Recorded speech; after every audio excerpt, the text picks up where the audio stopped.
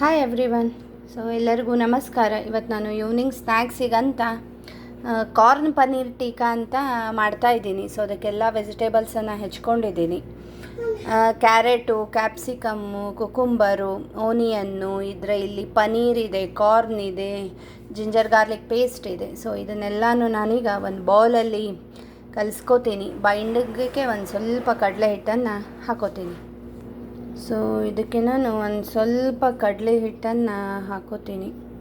So ಇದು ಚೆನ್ನಾಗಿ binding ಆಗುತ್ತೆ ಕಡಲೆ ಹಿಟ್ಟು ಹಾಕ್ಕೊಂಡ್ರೆ. ಸ್ವಲ್ಪ ಉಪ್ಪು, ಸೊ ಇಲ್ಲಿ ಉಪ್ಪು ಈ ರೀತಿ ಸಿಗುತ್ತೆ, ಆಲ್ಮೋಸ್ಟ್ ಕೋಶರ್ ಸಾಲ್ಟ್ ಅಂತ.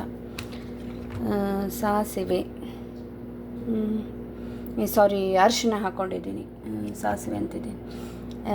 ಅಜ್ಖಾರದ ಪುಡಿ, ಜೀರಿಗೆ ಪುಡಿ, ಸ್ವಲ್ಪ ಇಂಗು, ಮತ್ತು ಇದಕ್ಕೆ ಒರೆಗಾನೋ ಪೌಡರ್ ಹಾಕ್ತಾಯಿದ್ದೀನಿ. ಇದನ್ನು ನೀವು ಸ್ಕಿಪ್ ಕೂಡ ಮಾಡ್ಬೋದು, ಬೇಕಂತಿಲ್ಲ. ಸೊ ನೋಡೋಣ ಹೇಗಾಗುತ್ತೆ ನಮ್ಮ ಕಾರ್ನ್ ಪನ್ನೀರ್ ಟಿಕ್ಕಾ. ಇದು ಸ್ವಲ್ಪ ಟೇಸ್ಟ್ ಎನ್ಹ್ಯಾನ್ಸ್ ಮಾಡುತ್ತೆ ಅಂತ ಹಾಕ್ತಾಯಿದ್ದೀನಿ.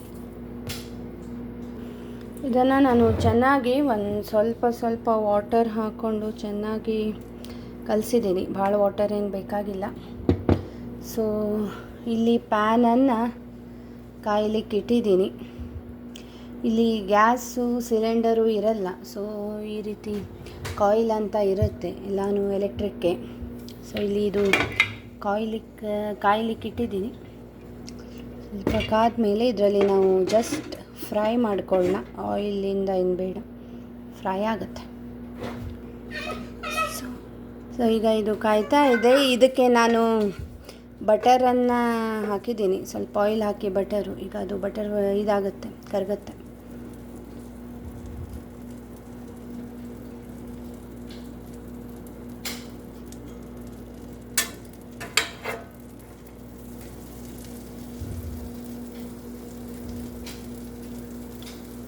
ಈಗ ಇದನ್ನು ರೌಂಡ್ ಮಾಡಿ ಇದರಲ್ಲಿ ಹಾಕಿದ್ದೀನಿ ಒಂದು. ಸೊ ಇದನ್ನು ಕ್ಲೋಸ್ ಮಾಡೋಣ. ಜಸ್ಟ್ ಏರ್ ಫ್ರೈಯಲ್ಲಾಗುತ್ತೆ. ಹೀಗೆ